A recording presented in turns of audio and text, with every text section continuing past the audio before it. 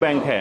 अब ये cooperative bank की जो कोऑपरेटिव बैंक की जो स्थापना हुई, उसका उन्होंने, सरकार ने क्या बताया कि आपको सब्सिडी पर जो खाद मिलेगी, आपको जो दवाइयाँ मिलेंगी, तो है ना, जो कर्जा मिलेगा सस्ते रेटों पर, सस्ते जो ब्याज रेट पर आपको कर्जा मिलेगा, वो कोऑपरेटिव बैंक से मिलेगा।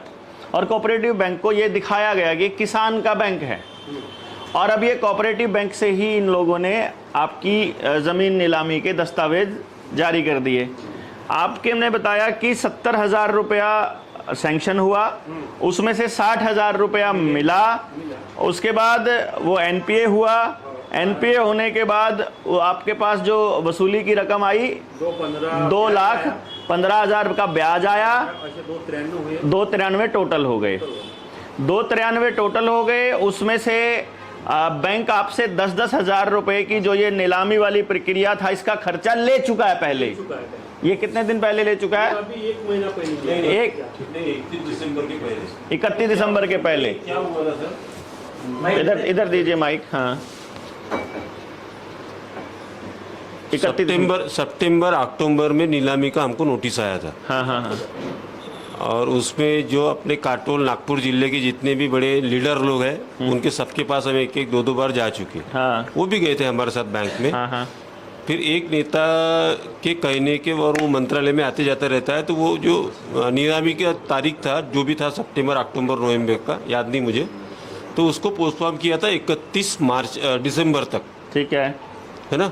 फिर 31 दिसंबर आने के पहले हम और उनके पास गए। हाँ। तो उन्होंने अभी 31 मार्च ऐसा बोला है, लेकिन घर पे लेटर आ रहे नीलामी के बार बार।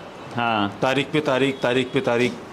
तो अभी 31 मार्च है, मतलब नीलामी की 21 है, कल की 21 फरवरी की लेटर आ चुके हैं घर पे। अच्छा, 31 मार्च उन्होंने बोल दिया था। हाँ, कि तब तक हम रोक के रखेंगे, लेकिन उसके बाद में आपका नहीं सुनेंगे, या जो हम अपने को उसमें डिस्काउंट अमाउंट दिया है ना काट के, हाँ हाँ, वो भी नहीं होगा। अच्छा, ऐसा उनका बोलो। उसके बाद आपकी जो जमीन है, ये जो 70,000 रुपया है, 60,000 रुपया, ये कितने एकड़ जमीन पे? 7 एकड़ पे। 7 एकड़ जमीन, ये 7 एकड़ जमीन पर है। उन्नति का कर्ज है सर। हाँ, किसान उन्नति। हाँ हाँ, किसान उन्नति तो अच्छी हो रही है। मतलब आपका था, आपका क्या केस था? माइक देंगे आप, दोबारा से बताएंगे। हाँ, 80,000 90,000 रुपये मंजूर किया था, 70 हाथ में दिए थे, 20,000 उन्होंने रखे थे। 2 साल वो कंटिन्यू। रिश्वत के रखे थे वैसे केस? नहीं, वैसे ही रखे थे उन्होंने। अच्छा, उससे लिखाई कागज में 70 आया था। हाँ, वो तो अभी मेरी मम्मी की डेथ हो गई, मेरे को कुछ भी उसका पता नहीं है। वो तो मम्मी के हाथ का व्यवहार था। ठीक है ठीक है। तो उन्होंने उसके बाद में 70,000 रुपये दिए, जैसा बताया था मम्मी ने मेरे को। उसके बाद में 2 साल उन्होंने ब्याज भरा 35,000 रुपये। और वो जो मैंने ये निकाले, उनके जो ट्रांजैक्शन निकाले, उसमें भी 70,000 रुपये है मेन अमाउंट। तो उन्होंने 70 का 90 कर दिया। बैंक तो बंद हो गई, बंद होने के बाद चालू कम से कम 4-5 साल में हुई। उसके बाद में उन्होंने नोटिस भेजे। अच्छा, बैंक ही बंद हो गया? बैंक ही बंद हो गया था। हम जाते थे तो वो बोल रहे अपने आप से कि चालू था, लेकिन वहाँ पे पूरे ताले थे। हाँ हाँ, कोई कर्मचारी नहीं था, कोई नहीं था। हाँ, 2 साल तक कंटिन्यू। हाँ। जो हमारा चल रहा था सोसाइटी वगैरह, वो सब भी बंद कर दिया था उन लोगों ने। तो अभी उनको किसी नेता ने फंड दिया, क्या दिया, उसके बाद में बैंक चालू किया। चालू करने के बाद में उन्होंने नोटिस देना चालू किया। तो जो मेन रकम है, उससे दुगना तिगना कर्जा बना दिया उन्होंने। उसके बाद में उन्होंने भेजा नोटिस, फिर जबरदस्ती उसके ऊपर सूट दी कुछ भी, तब भी डबल तिबल कर्जा मांग रहे हो। और आप सभी का ऐसा ही केस है लगभग? इसका मतलब ये हुआ, क्या आपको ये समझ में आ रहा है कि ये कंप्लीट पूरा का पूरा खेल जमीन हथियाने का ही है? मतलब आपके यहाँ पर बैंक बंद करना, बैंक बंद हुआ नहीं था, बैंक बंद किया गया था। अब किसान को टेक्निकली नहीं पता है। अब क्या हो रहा है, वो जो आपके साथ हो रहा है ना, वो बिल्कुल वही है कि कितने साल, 2 साल कि 4 साल? 4 साल बंद थी। 4 साल बैंक बंद रहा। ये बैंक में पैसा जमा कराने के लिए गए, बैंक वहाँ मिला नहीं। और अब जब 4 साल बाद दोबारा चालू होता है, तो बैंक कहता है हम तो यहीं थे, बैंक तो चालू था, आपने नहीं जमा किया, आप डिफॉल्टर हो, इसीलिए अब आपकी ज़मीन नीलाम होगी। इधर से किसान को सस्ते कर्जे दे दिया, पहले तो आपको शायद ये बताया होगा कोऑपरेटिव बैंक वालों ने, जहां तक मैं समझता हूं, कि आपने पूरा पैसा वापस नहीं करना है, आपने 6 महीने बाद खाली ब्याज देना है। ब्याज दे के आपको दोबारा मिल जाएगा फिर से। सर वो एक बात और कैसी हुई, जो इधर माइक दो, इधर। जो किसान ने कर्जा उठाया उस पे वो मांग रहे, उनकी नीलामी कर रहे, और जो आम लोगों के पैसे है वो बैंक में एफडी के रूप में है, किसी ने कई शेयर्स है। जो सोसाइटी हम 50-50 सालों से उठा रहे हैं, वो सोसाइटी के 2-3 हज़ार शेयर्स कंटिन्यू 10 साल के जमा होते हैं। तो वो पैसे का हमारा कोई ब्याज नहीं, बट्टा नहीं, वो मुद्दल भी नहीं मिल रहे कि शायद है बा एक कर्ज में से वो भी काट लो, हमारा तो आपके पास है ही। हाँ। और मैं सर एक ग्राम का प्रधान हूँ, तो वो हमारे ग्राम पंचायत की भी अभी 2 लाख रुपए वो बैंक में है, लेकिन 5,000 भी नहीं दे रही है। और बाकी गांव के लोगों के भी एफडी है वहाँ पर, वो भी पैसा, लोगों की शादी हुई, उनके बेटे का ये हुआ, लेकिन बीमारी हमारी के भी लिए वहाँ जो पैसा जमा है वो भी नहीं दिए वो बैंक ने। हमारे पास से वसूल कर रहे, लेकिन वो बैंक में हमारा पैसा है वो नहीं दे रहे। मतलब शेयर्स और उसके डिविडेंड कोई समझ गया, मैं समझ गया। मतलब ये हो गया, कहने का मतलब ये हुआ कि उनको इतना पता है, उनको ये साफ साफ पता है ना, बैंक वालों को, या कहने का मतलब जिन लोगों ने आपकी ज़मीन हथियानी है, क्योंकि ये तो आपको लगता है कि बैंक ने हथियानी है, सरकार ने हथियानी है। कोई डिपार्टमेंट इस टाइम पे सरकारी नहीं बचा है। बैंकों के ज़्यादातर शेयर अडानी खरीद चुका है, जिनके अडानी नहीं खरीद चुका है उनके अंबानी खरीद चुका है। तो ज़मीन अगर बैंक लेगा आपकी, तो बैंक का मालिक ही अडानी है, तो आपकी ज़मीन का मालिक कौन है? अडानी।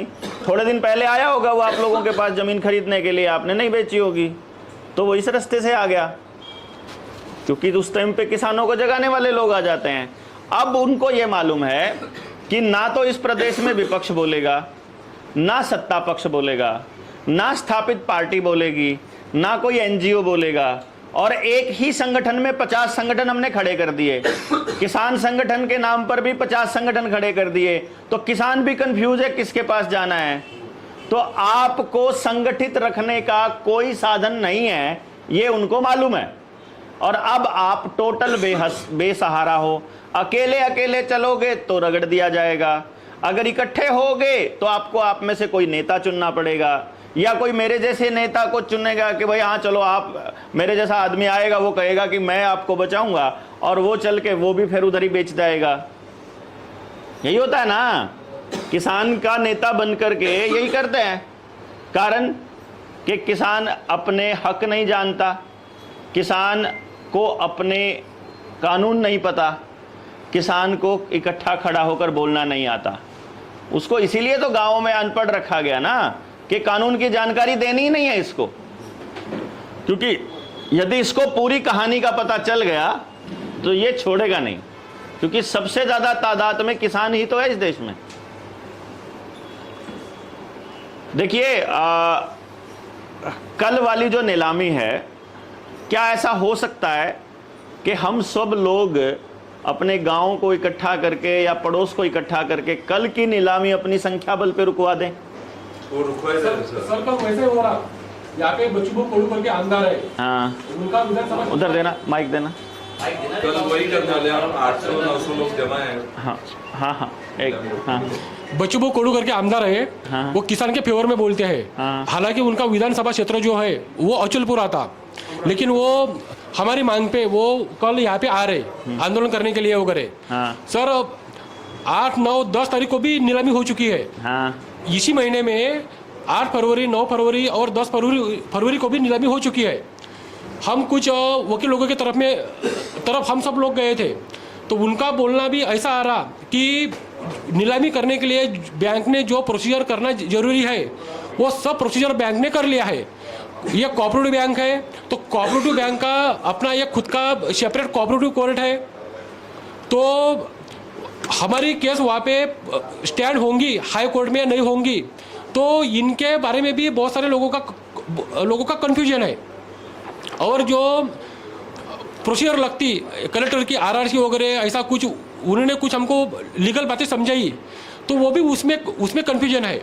उनको पूरा पावर है नीलामी करने के, और वो नीलामी कर रहे, और नीलामी सर चालू है वहाँ पे।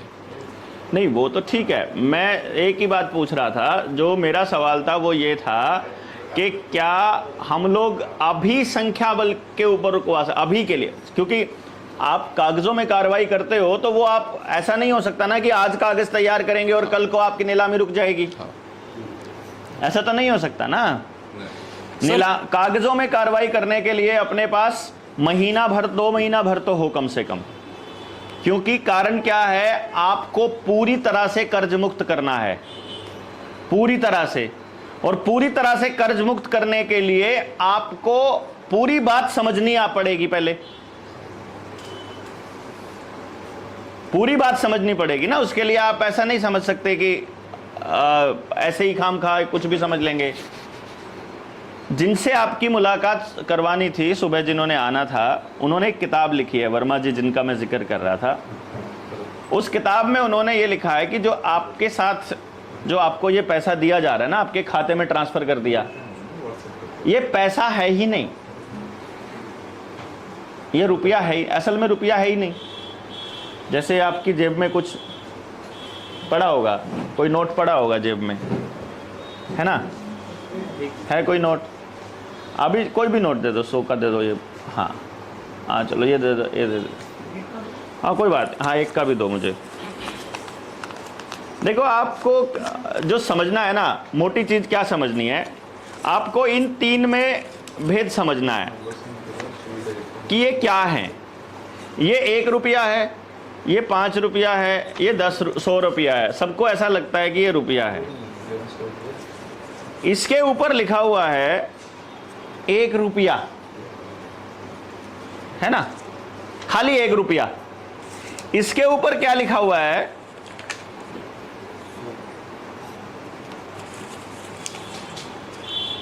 5 रुपए। लेकिन इसके साथ में नीचे एक एफिडेविट है यहां गवर्नर का, जिसमें लिखा है मैं धारक को 5 रुपए अदा करने का वचन देता 5 रुपए अदा करने का वचन देता हूं। आई promise to pay the bearer, मतलब जिसके पास भी ये नोट होगा, जिसके पास भी ये नोट होगा, I promise to pay the bearer the sum of 100 rupees. Governor एक चिट्ठी लिख के बता रहा है पूरे दुनिया को कि जिसके भी हाथ में ये नोट होगा, मैं उसको 100 रुपए देने का वचन देता हूं। इसका मतलब ये 100 रुपए नहीं है, समझे ना बात आप? द सम ऑफ, इसका मतलब क्या है, 100 का जोड़, इसका 1 रुपया, ये 1 रुपया और वो 100 रुपए का नोट। जैसे मैं आपको दूं 5 लीटर डीजल, तो मैं आपको कैन में 5 लीटर डीजल दूंगा। आप भी लेने आए 5 लीटर डीजल, आपने बोला कि मेरा गांव थोड़ा दूर है और मैं लेके जाऊंगा हाथ में या साइकिल पे, तो मैं रास्ते में खिंच जाएगा, तो मैं आपके वहां के पेट्रोल पंप के नाम एक चिट्ठी एक जारी कर देता हूं, एक नोट, पेट्रोल नोट, कि मैं धारक को 5 लीटर डीजल देने का वचन देता हूं, और नीचे मेरे साइन, मतलब मैंने आपके 5 लीटर डीजल देना है। तो मेरी पर्ची जिस जिस पेट्रोल पंप पे चलेगी, मैं वो पर्ची आप लेके जाओगे, उसी पेट्रोल पंप से आपको 5 लीटर डीजल मिल जाना है। तो आप अपने गांव के पास जाकर वो पर्ची पकड़ाइए और आपको वो 5 लीटर डीजल मिल जाएगा। ऐसे ही ये 100 रुपए का नोट है। ये नोट जहां जहां चलता है, कहां कहां चलता है, आपस लेन देन में हम लोग विश्वास में चलाते हैं इसको, और ये बैंक में भी चलता है। आप अगर बैंक में जाते हैं कि मेरे 100 रुपए दो, ये नोट देकर बोलो मेरे 100 रुपए दो, तो बैंक को आपको 100 रुपया देना पड़ेगा। वो 100 रुपया क्या है, उस 100 रुपए को समझने के लिए आपको समझना पड़ेगा फिर 1 रुपया। मैं आपको 1 रुपए का थोड़ा सा वो दिखाता हूं। ये मैं, आप मुझे ये माइक देंगे और आप ये पढ़ेंगे। ये 3 रुपए हैं यहां पर लिखे हुए। ये मैंने अभी लेटेस्ट फोटो है, कब की है ये, तारीख आ जाएगी, यहाँ पर हम लोग डिटेल में जाएंगे। तो ये फ़ोटो खींची हुई है मैंने, कब की? 24 सितंबर 2022 की, जब आपकी नीलामी की तारीख आई उसके नज़दीकी। तो इस पे क्या क्या लिखा हुआ है? ₹1 इंडिया 1944। 1 रुपी इंडिया 1944 1944। अगला लिखा है 1 रुपी इंडिया 1919 1919 जलियांवाला बाग वाला साल। और आगे लिखा है 1 रुपी इंडिया 1999 1999। ये असल में क्या दिखा रहा था मैं इनको? अभी जो वर्मा जी हैं उनके पास तो ये पैसे रखे हैं, मैंने उनकी फोटो खींच रखी है। ये 3 नोट हैं, 3 सिक्के हैं, सॉरी, एक रुपए के। एक 1919 का, एक 1944 का और एक 1999 का। ये तीनों रुपए लेकर के हम बैंक में गए। हमने बैंक को बोला कि ये पैसे जमा करने हैं, कितने पैसे लोगे? तो बैंक ने कहा 3 रुपए। हमने कहा जो ये 1919 वाला रुपया है ये अभी चलन से बाहर तो नहीं हुआ। बोला रुपया कभी चलन से बाहर नहीं होता। क्या हो रहा? रुपया कभी चलन से बाहर नहीं होता। बड़े नोट, रुपए के नोट चलन से बाहर हो सकते हैं। जैसे 500 रुपए का 1000 का नोट हो गया ना, वो चलन से बाहर हो सकता है, लेकिन रुपया नहीं हो सकता। तो इसका मतलब हमारे रुपया जो है वो चल रहा है। 1919 वाला भी चलता है। बोला हाँ चलता है। तो 1944 वाला भी चलता है। हाँ, तो उसका कितना मोल? 1 रुपया। इसका कितना? 1 रुपया। 1999 वाले सिक्के का मोल 1 रुपया। अच्छा, जब हम ये तुमको 3 रुपए देंगे बैंक में, तो जब वापस हमने 3 रुपए निकालने होंगे तो यही 3 रुपए हमको दोगे? बोलते ना, ये वाले दे देंगे, नए वाले। हमने उनको बोला भाई जो ये 1919 वाला रुपया है इसमें तो पूरी 1 तोला चांदी है, प्योर शुद्ध चांदी। इसको तो बाजार में लेके जाते हैं तो 2 क्विंटल गेहूं मिलता है। और जो ये 1944 वाला इसमें 50% चांदी है,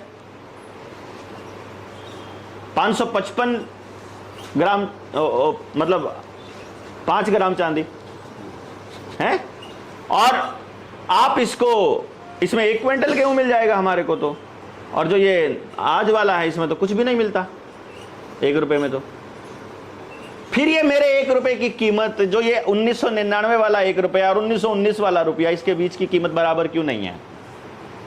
बैंक उसको 1 रुपया मानता है, इसको भी 1 रुपया मानता है, इसको भी 1 रुपया। तो मेरे इस 1 रुपए की कीमत उस 1 रुपए के बराबर क्यों नहीं है? बैंक के पास, सुप्रीम कोर्ट के पास इसका कोई जवाब नहीं है। सुप्रीम कोर्ट ये कहती है कि अगर ये वाली बात पब्लिक को पता चल गई तो पब्लिक ऐसी तैसी कर देगी हमारी, क्योंकि आपके 1 रुपए की कीमत उतनी है जितनी, उतने ही सोने की कीमत है जो 3860 रुपए में आता है आज की वैल्यू के हिसाब से। यानी अगर आपके 40,000 रुपए का लोन है ना आपका, तो मात्र 10 रुपए कीमत है उसकी। और 4 लाख का लोन है तो 100 रुपए कीमत है उसकी। यानी अगर आपने बैंक का 2 लाख रुपया देना है ना, तो 50 रुपए में चुकता होगा, और कानूनन होगा। कानून है ये, अधिकार है ये आपका। लेकिन ये कागज तैयार करने में टाइम लगेगा। सबके कागज लेके आपको बैंक में एक आवेदन देना पड़ेगा कि जी मेरे को पता चला है कि आपका जो रुपया है ये फ्रॉड है और हम आपसे असली रुपए की जानकारी चाहते हैं। तो बैंक आपको गोलमोल जवाब देगा, क्योंकि पकड़ा जाएगा उसकी सच्चाई। फिर हम आरटीआई डालेंगे। एक महीने का प्रोसेस है ये। उस आरटीआई में वो पूरी प्रोसेस निकल आएगी, और उसके बाद फिर हम डालेंगे उनके ऊपर क्रिमिनल केस। 420 का भी उनके खिलाफ FIR भी होगी हमारे साथ धोखाधड़ी की और रुपये के साथ छेड़छाड़ करने की। और ज़मीन नीलामी तो भूल जाइए, ज़मीन नीलाम करने की तो सोच भी नहीं सकता बैंक। और ये ऐसा करके लखीमपुर में कई 100 करोड़ रुपए की नीलामी रुकवाई हुई है वर्मा जी ने, किसानों की ही। अब इसको कैसे लड़े ये देखिए आप, क्योंकि आपकी तो कल है नीलामी। अगर मान लो हम तो कई साल से चिल्ला रहे हैं कि यार किसानों का अगर जमीन नीलाम होने की कगार पे आया हुआ है, क्योंकि इन्होंने जानबूझ के किसान को बर्बाद किया है योजनाबद्ध तरीके से पूरा। मतलब किसान को यह दिखाया कि अगले साल ये वाला बीज बोओगे तो तुम्हारी फसल बढ़िया होएगी, वो बो देता है कहीं से कर्जा लेकर के, उस साल भी सारा ऐसा ही काम होता है। सारे खर्चे उसके बढ़ गए हैं, ट्रैक्टर भी, डीजल भी, दवाइयाँ भी, खाद भी, बीज भी, सब कुछ उसको बाहर से लाना पड़ता है। और जब उसकी फसल का टाइम आता है कुछ नहीं होता। तो ये तो योजनाबद्ध है और ये तो आगे भी चलेगा। तो किसान को अपने खेत को कैसे संवारना, इस पे भी काम करना है, वो भी कर रहे हैं। किसान को अपने कर्जे से मुक्त कैसे होना है, गांव का सारा किसान कर्ज मुक्त करना है आपने। यहां क्या हुआ, यहां कोई व्यक्ति आया और उसने किसान को कर्ज मुक्ति की लड़ाई लड़ी, जो उसके चक्कर काट रहा था, जो उसके तलवे चाट रहा था, उसका तो कर्जा माफ करवा दिया उसने। और ये विरोधी पार्टी का है, ये दूसरी जात का है, ये दूसरे धर्म का है, उसका नहीं करवाया, वहां फिर बट गया किसान। सर मतलब आप एक बात ये करना चाह रहे हैं कि एक आंदोलन करके ये नीलामी पहले रोकना है हमें। तो आंदोलन के लिए मैं ये कह रहा हूं कि पहला स्टेप ये है कि आप इस नीलामी के लिए 2 महीने का वक्त ले लीजिए, और 2 महीने के वक्त लेने के बाद में, अभी शाम को वर्मा जी चले हुए हैं रास्ते में, 3 बजे के करीब वो पहुंच जाएंगे, 12 अभी बज गए हैं, अभी टेम्परेरी रिलीफ आपको लेना है, वो 3 बजे 4 बजे आ जाएंगे। क्योंकि अभी तो देखिए, अभी केवल एक चीज है जो आपको बचा सकती है, वो है आपका संख्या बल। अभी फिलहाल के लिए कि जहां भी अधिकारी, जहां जहां आपको लगता है कि आज ये लोग वहां जाने वाले हैं, वहां पहले से खड़े होकर के ब्रांच भी, हेड ऑफिस भी हैं, नीलामी हेड ऑफिस ये नागपुर में है। तो किस चीज की, अच्छा यहाँ पे ही, वहां जाकर के कब्जा लेना है उन्होंने फिर बाद में। नीलामी होती है, फिर कब्जे का प्रोसेस बाद में होता है। आपल्याला ही निलामी थांबवायचा याचं रिझन हेच आहे, यांना 2 महिन्याचा वेळ पाहिजे। आणि दुसरी गोष्ट हे जे वर्माजी येणार आहे 4 वाजता, ते वर्माजी सर्व मला बाकीच्या गोष्टी सांगणार आहे, आणि ते डॉक्युमेंट्स कुठे काय करायचं, कसं करायचं ते यासाठी नाही यासाठी इनके आगे कर लो, हाँ चलो बोलते रहो। कसं आहे की तुम्हाला थोडंसं पुन्हा 4 वाजेपर्यंत थांबावं लागेल, कारण की हे तर यायचा काही विचार नव्हता आज देवेंद्रचा याचा, हे अचानक येऊन गेले, आले म्हणून याची आज आपण मिटिंग करून दिली डॉक्टर साहेबांची। पण ते जे वर्माजी येणार आहे, ते वर्माजी तुम्हाला सर्व काही पुन्हा गायडन्स करणार आहे, आणि ते जी निलामी आहे उद्याची, ती निलामी थांबवण्याकरता तुम्हाला सर्वांना एकजूट होऊन कुठेतरी ती निलामी थांबवा लागेल, काहीतरी वेळ करावा लागेल। उद्या निलामी जी झाली 31 मार्च पर्यंत थांबली सर, असं बँकेचं म्हणणं आहे। हाँ बैंक ने खुद ही बोला है। बैंक क्या बोल रही है, हाँ। 31 मार्च तक पैसे की नीलामी ये रुकी हुई है, हाँ। नीलामी इधर हो रही है, लेकिन काश्तकारों को बोल रहे हैं 31 मार्च तक आप 1, 2, पेमेंट 3 लेके आ जाओ। उन्होंने किसी किसान का 1, 2, 3 होते हैं ना, तो 1, 2 कर लिया, होने का फाइनल है, होने का है, तो उन्होंने अपने को 31 मार्च के तक, हाँ वही है, उन्होंने आपको ये बोला है कि 31 तक तो रुक ही गई है, लेकिन चुपचाप कर रहे हैं इधर। चुपचाप कर रहे हैं, 31 मार्च हाँ। तक पेमेंट लेके आ जाओ, नीलामी रुक जाए। वो कहना कहने का मतलब ये है कि गुमराह कर रहे हैं, बैंक बेवकूफ बना रही, गुमराह कर रही है। और ऐसे परिस्थिति में हमको एक ही काम करना है, कैसी भी वो नीलामी जो है, वो नीलामी पे जाके हमको कुछ भी तांडव करना पड़ेगा या बच्चों को, देखो चाहे बैंक के बाहर बैठना पड़े परमानेंट अपने को। आपने को मालूम होने को ना, नहीं तो वो आंदोलन करा लगा। उन्हीं के लोग हैं, उन्हीं के लोग हैं ना, नीलामी होने तो प्रदर्शन थोड़ी लगता है। हाँ एक सवाल है, आपने कोई वकील से पूछताछ की इस किया ना? अरे वो कर लिया, वो वकील तो ये बोलता है, वकील तो बोलता है कि इनको नीलामी करने का हक है, और वो आराम से बैंक पहले तो क्या कर रहा है, गोली दे रहा है कि आपको 31 मार्च तक आपकी नीलामी बंद है, लेकिन पीछे ही पीछे वो खुद ही नीलामी कर रहा है, खुद ही खरीदवा रहा है अपने ही लोगों से, वो अपने ही आदमी खरीद के नीलाम करके डन कागजों में करके चलो भाई किसान अपना घरो। अभी वो कब्जा नहीं ले रहा है, अभी नीलामी में कागजों में नीलामी हो गई, अब वो कब्जा लेने जाएगा तब पुलिस बल लेकर जाएगा। वो उसके बारे में भी वकील ने हमारे को ये बोला है कि कब्जे की जो केस है, बोले फिर से वो दायर करेंगे कोर्ट में, हाँ कुछ साल बाद, यस कुछ साल बाद, बरोबर। कुछ साल ये पोजीशन तुम लोगों के पास ही रहेगा।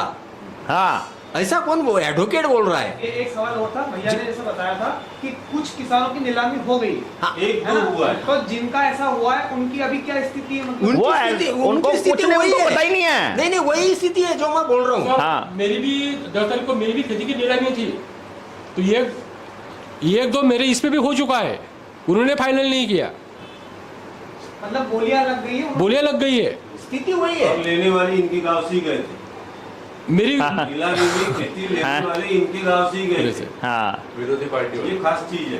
डॉक्टर साहब मेरे यहाँ केस हुआ था अभी ऐसा, तो उसमें जो जमीन नीलाम की है तो पहले नीलाम हो गई, रजिस्ट्री हो गई, पार्टी को पता ही नहीं कुछ भी। हमारे यहाँ केस हुआ ऐसा, उसमें किसान की ज़मीन नीलाम कर दी गई, नीलाम की गई और रजिस्ट्री हो गई। तो उससे पहले ये एक हथियार रख लेते हैं, पहले विज्ञप्ति देते हैं छोटे शब्दों में, छोटे पेपर में, और वो हथियार की तरह फिर जब कब्जा लेने जाते हैं तब केस दायर करते हैं और बताते हैं कि हम लोगों ने विज्ञप्ति निकाली थी, उसके बाद ये ज़मीन खरीदी है, और फिर उनका कानूनी हक हो जाता है उस पर, फिर वो अधिकार लेने जाते हैं। उसमें तो भी आप वो इस चीज़ को ध्यान में रखिए। उसमें भी वो क्या करते हैं, पूरा का पूरा डेटा होता है इनके पास, किस क्षेत्र में किस जगह पर कौन सा अखबार ज़्यादा पढ़ा जाता है, और विज्ञप्ति देने के लिए ये नॉर्म्स होते हैं कि जो सरकारी पैनल पे अखबार होते हैं उनमें देना पड़ता है। तो आपके क्षेत्र में जो अखबार नहीं पढ़ा जाता, जैसे अंग्रेजी के पढ़े जाते हैं, नहीं पढ़े जाते तो अंग्रेजी वालों में दे देंगे वो, तो किसान तो अंग्रेजी का अखबार नहीं पढ़ता है, हिंदी वाले में भी पढ़ देंगे, दूसरे वाले में। उनका लेटर वगैरह सब कुछ आता है। हाँ। उन्होंने सर साल भर से उन्होंने नोटिस वगैरह दिए। हाँ। पहले सर कोरोना था, अभी इस साल इतनी अतिवृष्टि हुई यहाँ पे हाँ। कि लोगों को सर जिंदा रहना मुश्किल है, जिंदा रहना मुश्किल है। किसान लोग सर भरने के लिए तैयार है। हाँ। उनका कहना कैसा है कि हम मुद्दल भरते, हाँ। उनका कहना कैसा है आप मुद्दल भरो, लेकिन बैंक के कुछ नियम है, कोऑपरेटिव बैंक के, मुद्दल प्लस 6 साल का ब्याज। हाँ। अभी किसी लोगों ने 10 साल, जो लोगों ने क्रॉप लोन उठाया, किसी को 10 साल हुआ, किसी को 12 साल हुआ, तो उनका कहना कैसा है मुद्दल प्लस 6 साल का ब्याज। किसान लोगों का कहना कैसा है सर हम मुद्दल भरते, कोई एट ए टाइम मुद्दल भरने के लिए तैयार है, तो कोई किसान ऐसा है कि सर हम मुद्दल भरते हैं लेकिन हमको 2 साल का वक्त चाहिए। हाँ। कोई किसान लोग ये बोल रहे हैं कि हम मुद्दल प्लस ब्याज भी भरते, लेकिन आप थोड़ा कम करो, हमको 2-3 साल का टाइम दो, ऐसा चालू है। हाँ। लेकिन एक बात ये बताइए, कितने किसान हैं इससे समस्या वाले? सर सभी किसान समस्या नंबर बताओ। सर बहुत सारे हैं।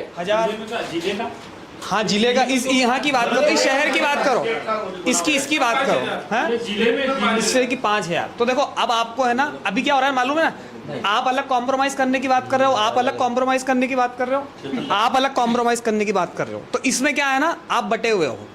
अभी आपके पास में एक ही रास्ता है, सबको इकट्ठा करो और बैंक घेर दो। सर डॉक्टर साहब का ये कहना, डॉक्टर साहब ठीक है? सर हम उसी में आते हैं। सर ने जैसे बोला कि किसान लोग अलग अलग पक्ष में बांटे हुए हैं, सर ऐसा ही है, ऐसा ही है।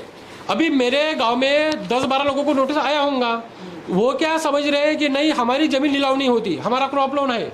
हम उनको सर फोड़ के बता रहे कि आपकी भी जमीन नीलाम होने वाली है। तो वो क्या कर रहे हैं, 10 गांव है तो एक गांव में से एक लोग को चुनेंगे, फिर 30 किलोमीटर के बाद में एक लोग को चुनेंगे। वो ऐसा सिस्टम अपना रहे, एक ही गांव के लोगों की नीलामी नहीं कर रहे। यस वो टुकड़ों में ही करेंगे, ऐसे ही करेंगे, टुकड़ों में कर रहे हैं। हाँ। किसान लोग बांटे हुए हैं। आज भी यहाँ पे बहुत सारे लोग आने वाले थे, लेकिन कोई कुछ कारण बता रहा, कोई कुछ कारण बता रहा, ऐसा ही हो रहा। और सर ने जैसे बोला कि कोई आमदार, विपक्ष वगैरह, कोई संगठन, कोई NGO इसमें बोलने के लिए तैयार नहीं है। तो ये सर यही सिचुएशन यहाँ की सर है। अभी हम क्या सोच रहे हैं कि हाई कोर्ट में वगैरह हमको सर वकील का नॉलेज यहाँ पे किसी को नहीं है, तो हम क्या सोच रहे हैं कि आंदोलन होता रहेगा, आंदोलन को सक्सेस कितना मिलेगा वो किसी को पता नहीं है। बच्चू कड़ू कल आने वाले हैं। हालांकि यहाँ पे बहुत सारे आमदार है, ये देवेंद्र फडणवीस का नेटिव सिटी है, वो डेप्यूटी चीफ मिनिस्टर है, उनके हाथ में बहुत सारा है, लेकिन वो कुछ कर रहे हैं क्या? देवेंद्र फडणवीस करने लगा रहे हैं। हाँ तो कर रहे हैं ऐसे ही। सर वही तो हम क्या सोच रहे हैं, आंदोलन कब तक चलेगा, लोग इकट्ठे ही नहीं हो रहे।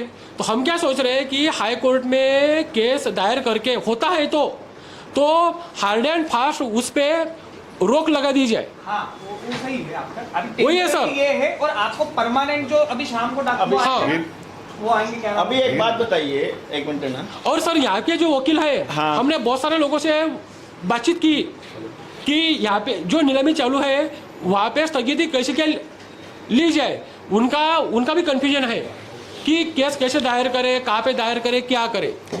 आप ये बताइए, एक चीज बताइए कि जो नीलाम हो रही है जिनकी जमीन, हाँ उनको तो इकट्ठा किया जा सकता है, वो है नंबर थोड़ा, और वो होगा बटा हुआ पूरे जिले में। इस गांव में से 3-4 हो गए, अगले गांव में से 3-4 हो गए, अगले गांव में से 2-3 हो गया, तो पूरे गांव को अभी उसके कोई मतलब है नहीं। हाँ लेकिन यदि हम आंदोलन करते हैं हाँ पूर्ण कर्ज मुक्ति की, हाँ आपने घर पे लिया हुआ है, आपने मकान, आपने गाड़ी पे लिया हुआ है, आपने मोटरसाइकिल पे लिया है, आपने जमीन पे लिया है, आपने पर्सनल लिया है, पूरा लोन मुक्त, उसमें तो आएगा हर कोई। अगर हम ये कहते हैं कि तुम्हारा 4 लाख का लोन 100 रुपए में पास हो रहा है, फिर ले लेना, दोबारा एनओसी मिल रही है। अभी तो आप क्या करोगे, 2 लाख रुपए का लोन है, आप 1,20,000 में सेटलमेंट कर लोगे, तो वो सेटलमेंट जिंदगी भर लिखी रहेगी और दोबारा जिंदगी में कभी लोन नहीं मिलने वाला। और यहां तो पूरी सेटलमेंट नहीं है, यहां एग्जैक्ट लोन की अदायगी है कानूनी तरीके से, जबरदस्ती नहीं, हमारे कहने से कानून में है, तो आपको उस कानून की नॉलेज दे देंगे, उस पे तो आएगा पूरा गांव इकट्ठा, सिर्फ जानकारी भरी तो देनी है ना। अभी फिलहाल के लिए, इसलिए अभी आप कुछ बोल रहे थे, पहले बोलिए फिर मैं आपको बताता हूं। मुझे ये बोलना है सर, एक आपके कहने मिनट पे। Sir, 1 minute. हाँ, आप जो बोल रहे हैं सर, वही ट्राई हम 2 महीने से कर रहे हैं। आप जो इस आंदोलन की बात कर रहे हैं ना, उसके लिए भी लोग तैयार नहीं हुए। महीनों भर से हम कागज इकट्ठा कर रहे हैं, सिर्फ हमारे पास 50 कागज इकट्ठा हो गए।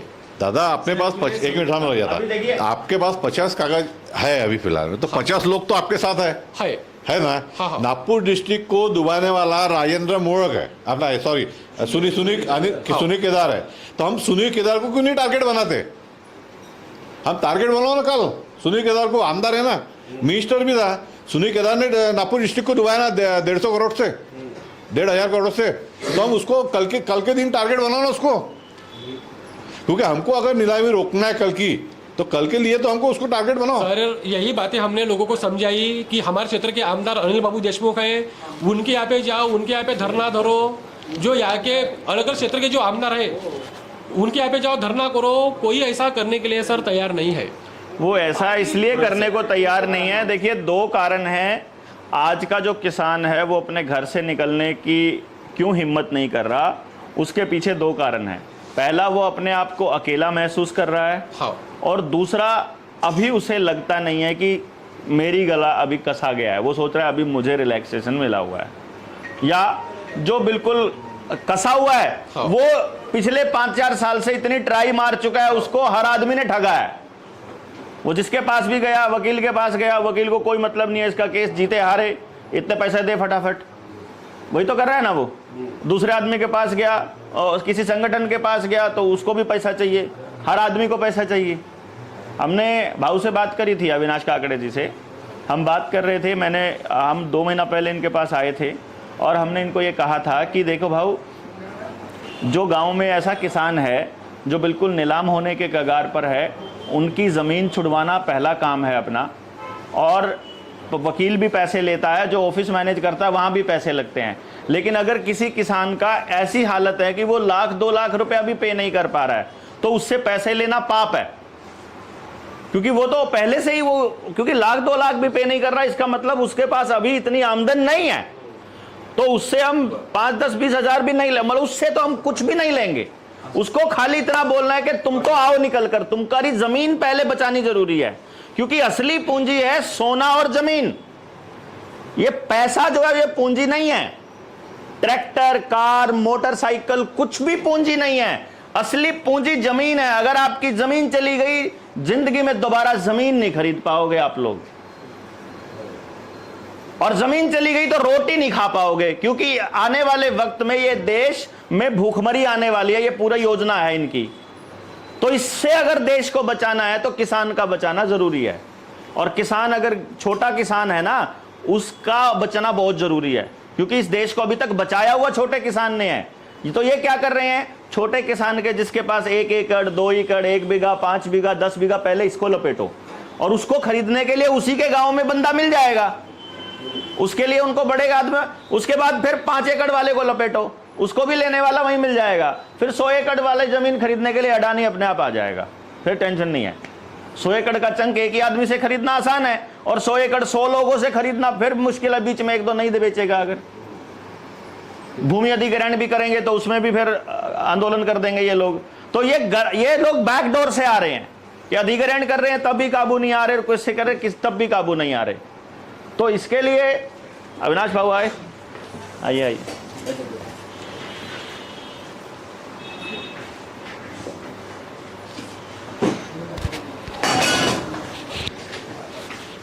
तो अभी बाबू क्या हुआ कि जो निष्कर्ष जो निकला पूरी बातचीत का, वो ये है कि बिंदु ये है कि वर्मा जी ने शाम को आना है अभी, जिन्होंने बात करनी थी, और कागजी कार्रवाई करने के लिए अपने को महीना 2 महीना चाहिए।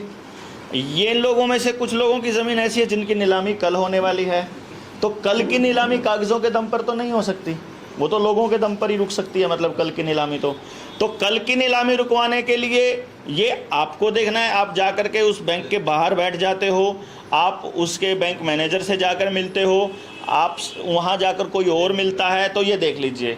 उनसे केवल 2 महीने का समय ले लीजिए, उसके बाद की कार्रवाई अविनाश भाई के भरोसे छोड़ दीजिए। सर उसके लिए जो संख्या बल के जो आप बात कर रहे हो, तो अभी ये मान लीजिए कि जितने लोग हैं हमारे पास उतनी संख्या है, लेकिन कल बच्चू गुड़ू आ रहा है तो उसके साथ में 500 काश्तकारों का हुजूम रहेगा। एक बात को समझ लो कि वो आमदार है।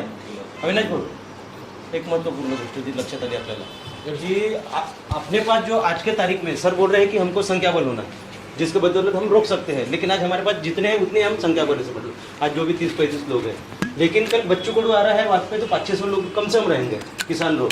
और सर का ये कहना है कि वो आएगा कि तात्पुरती ये दिलाएगा, क्या बोलते हैं कि राहत रिलीफ। हाँ, हम लोग या आप वहाँ के सब लोगों को समझा के बताएंगे हम तात्पुरती नहीं, तो आपको तो कर्जा मुक्ति होना, तो हो सकता है वो भी संख्या बल हमारे साथ जुड़ जाएगा। हाँ ठीक है, कल हम यहीं रुकेंगे, कोई दिक्कत नहीं है कल।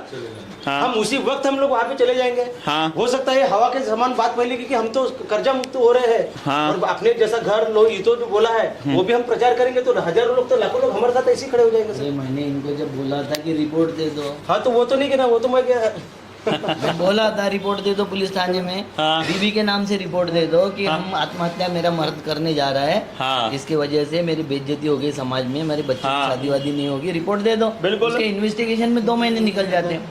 अगर संख्या बल नहीं है तो तरीका निकालना पड़ता है ना लड़ने का।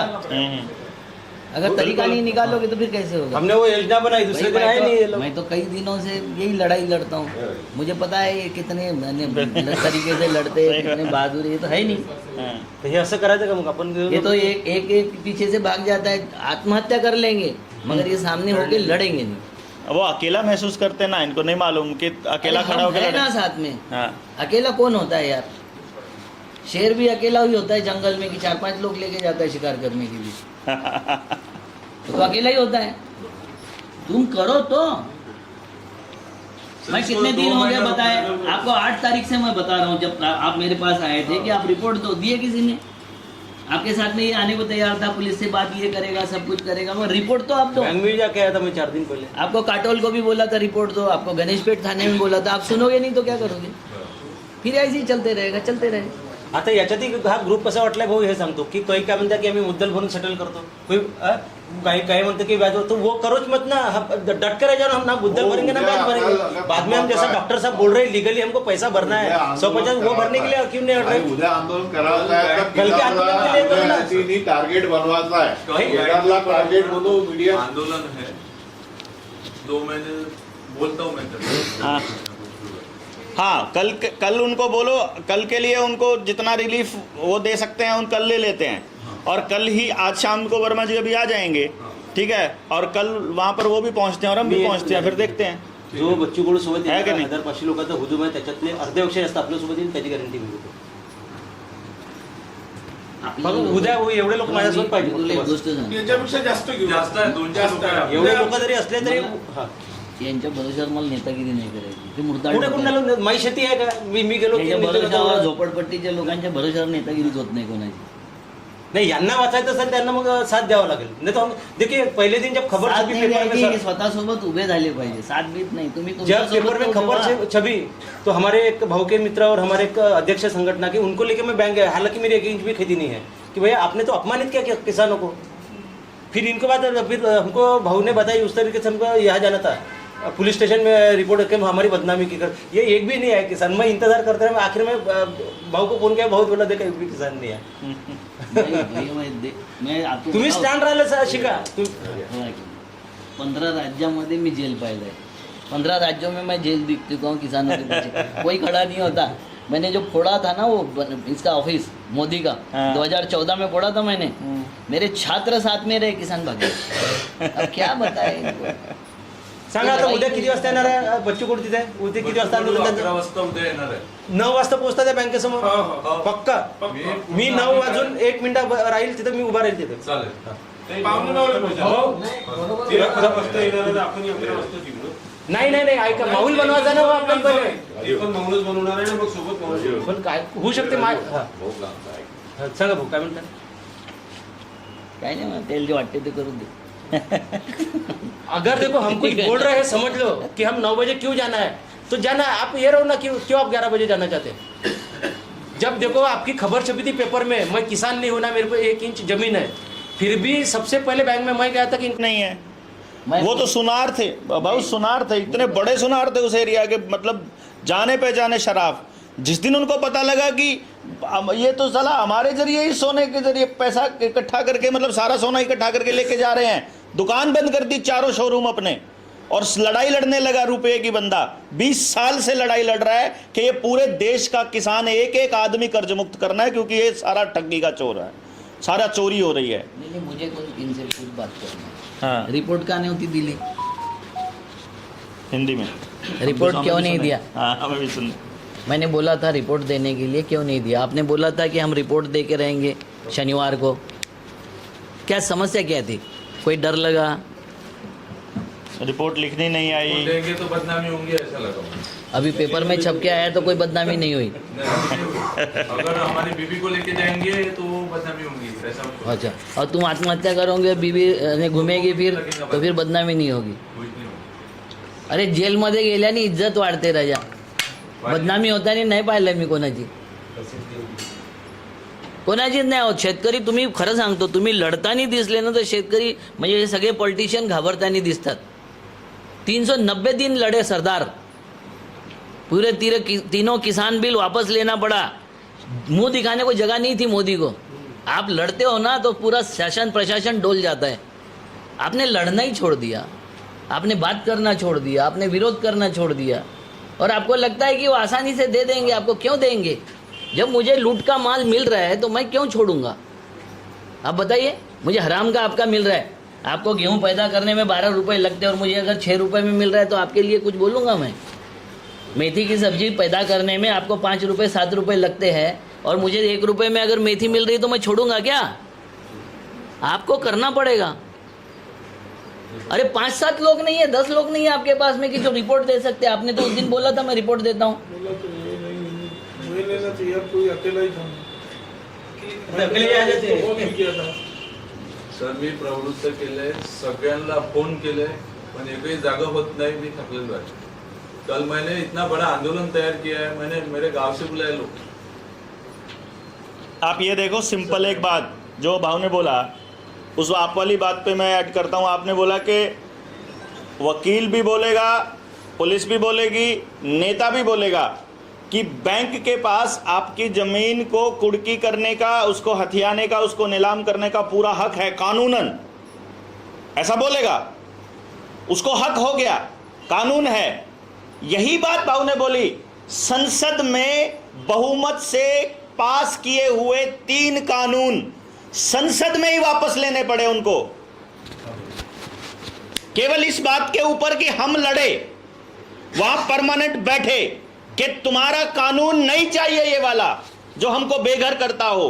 जो हमारी जमीन नीलाम करता हो, जो हमको बर्बाद करता हो। तुम्हारा कानून नहीं चाहिए। कानून क्या होता है कि हमने मिलकर एक आदमी को वहां भेजा, उस आदमी ने हमारे लिए कोई कानून बनाया, हमारे लिए, अपने लिए नहीं, कंपनी के लिए नहीं, वो हमारे लिए। अब जैसे अब ये लोग हैं, हम मिलके नियम बना लें कि भाई ऐसा करेंगे, अपन अभी वहां चलते हैं बैंक के पास और एक नियम यहां तय कर लें कि हम लाइन में चलेंगे, कोई किसी के साथ हाथापाई नहीं करेगा, कोई किसी के हिंसा नहीं करेगा। ये नियम है, यही कानून हो गए जो हमने अपने ऊपर मान लिए कि हाँ हमने मान लिया ये नियम। तो वो जो कानून है वहां लिखे जाते हैं, वो नियम है जो वो हमारा प्रतिनिधि हमारे लिए बनाता है। यदि वो नियम हमारी जिंदगी के विरुद्ध जाता है तो हमारा पूरा हक है कि हम उसके खिलाफ लड़ें कि हमें तुम्हारा ये नियम नहीं चाहिए। हम मालिक हैं, तुम हमारे प्रतिनिधि हो, तुम्हारा काम है हमारे लिए काम करना, कंपनियों के लिए काम करना नहीं। तो जब आप इस तरह से खड़े होंगे तो उनको बने हुए सारे नियमों को ताक पे रखकर करना होगा। इतिहास में बहुत बार हुआ है जब सभी किसानों के सारे कर्जे एक कलम से माफ हुए हैं, हुए ना भाऊ, एक कलम से, किसी की कोई नियम कोई कानून सब धरा रह गया। अरे ये होने वाला है, ये अगर थोड़ी सी हिम्मत दिखाए तो यही होने वाला है, होगा। ये आपके पास डिपेंड करता है कि आप पीछे वाली लाइन में होंगे कि आगे वाली लाइन। ये होगा, इसके लिए लड़ाई शुरू हो चुकी है। पूरा हरियाणा, पूरा पंजाब एक लाइन में आ रहा है सीधा। अगर आपको लगता है, क्योंकि जब तक आपकी जमीन जा चुकी होगी फिर कुछ नहीं कर पाएगा।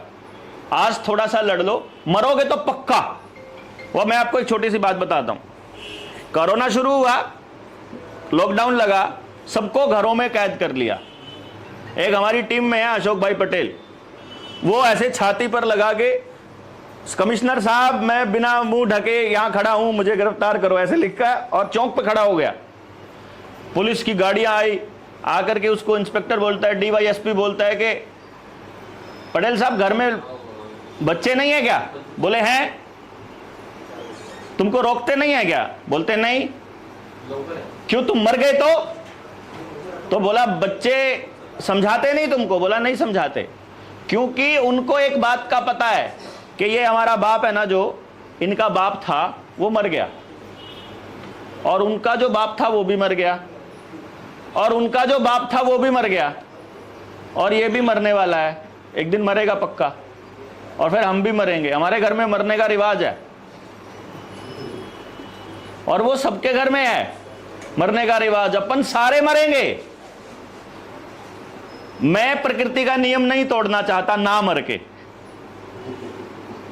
सरकार को मेरे ना मरने में इतनी दिलचस्पी क्यों है, मेरे को यह पूछना है सरकार से। क्योंकि मरकर ही मैं सृष्टि का नियम चालू रखूंगा ना, तो मेरा मरना तो तय है। तो मैं तुम्हारी बुजदिली वाली मौत नहीं मरूंगा। मैं तो कोरोना को भी सीधा बोलकर मरूंगा कि आजा देख, मैं देखता हूं, तेरे को बताता हूं क्या।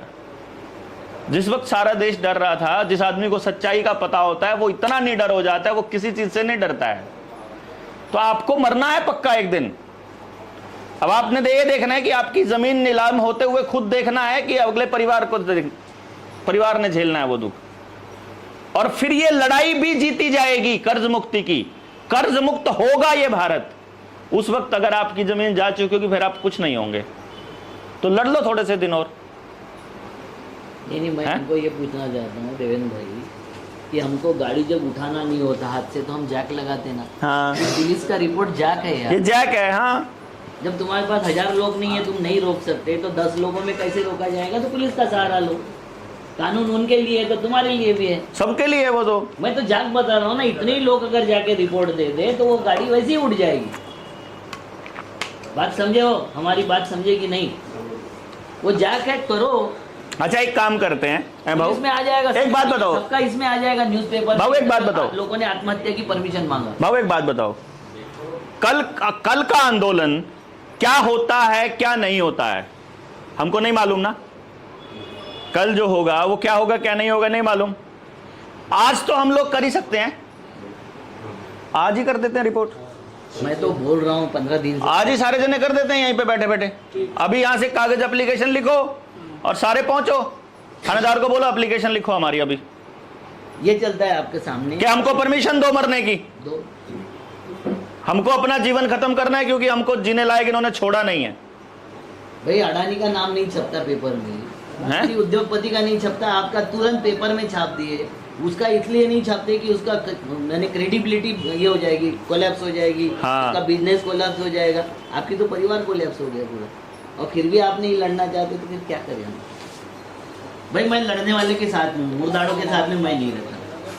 मैं सीधा बोल देता हूँ, लड़ना नहीं चाहते हो ना तो ठीक है, माफ़ कर दो, हमें नहीं लड़ेंगे। हमको कोई ज़रूरत नहीं, मेरी कोई खेती नहीं जा रही है और मेरे को कोई ज़रूरत नहीं है। मेरे ऊपर 1 रुपये का कर्जा नहीं है किसी का, ना मेरे खेती पर कर्जा है। 150-200 एकड़ खेती मेरे पास में, 1 रुपये का कर्जा नहीं है मेरे पर, का नहीं है, घर पर नहीं है, मेरे पर्सनल भी लोन नहीं है। बेकारी में क्यों लड़ रहा हूँ? ये क्यों आए वहाँ से टिकट लगा के? तुमने दिए टिकट इनको? ये 4 लोग वहाँ से लड़ने के लिए आए। करो ना कुछ, जाओ पुलिस थाने जाओ।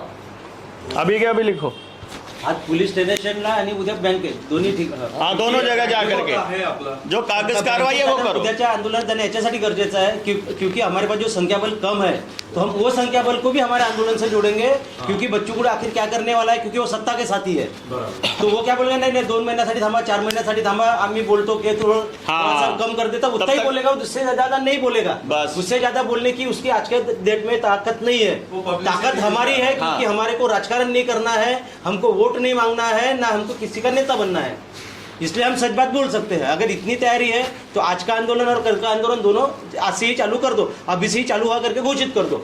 आज अगर वापस चले आज अगर आप थाने में जाके अपनी एप्लीकेशन देते हो और उसकी एक कॉपी अखबारों को देते हो, वो और शाम को अभी के प्रेस अभी कॉन्फ्रेंस में सारा प्रेस नोट दे करके सारे अखबारों में सुबह छप जाना चाहिए। मैंने पूरी तैयारी कर ली, वहाँ पूरी प्रेस कॉन्फ्रेंस करवा दो अभी, और फ्री में करवाता मैं प्रेस कॉन्फ्रेंस। हाँ बस सही है। क्या प्रेस वालों के सामने इतनी जान लग खड़े हो गए, वो हाँ। हमको आते ही है। मैंने कई बार फ्री में पूछेंगे ना, प्रेस कॉन्फ्रेंस हाँ, क्यों आए हो यहाँ? क्यों आए हो? बिल्कुल बिल्कुल कल कर ऐसी दो। प्रेस कॉन्फ्रेंस हो जाती है। लेकिन ये भगने को नहीं होना। हाँ। नहीं, पहिली रिपोर्ट माझी नाही भाऊ. चलो फिर अभी ये बस ठीक है। आम्हाला आत्महत्या की परमिशन देण्यात आली और यहीं से पैदल और कल वर्मा जी को हम लेके आएंगे। डॉक्टर साहब, और यहीं से पैदल निकलते हैं, यानी ताकि शहर को भी मालूम है। हाँ, चलो। जोड़ना है। चलो, नहीं, चलो। कहीं से जाओ।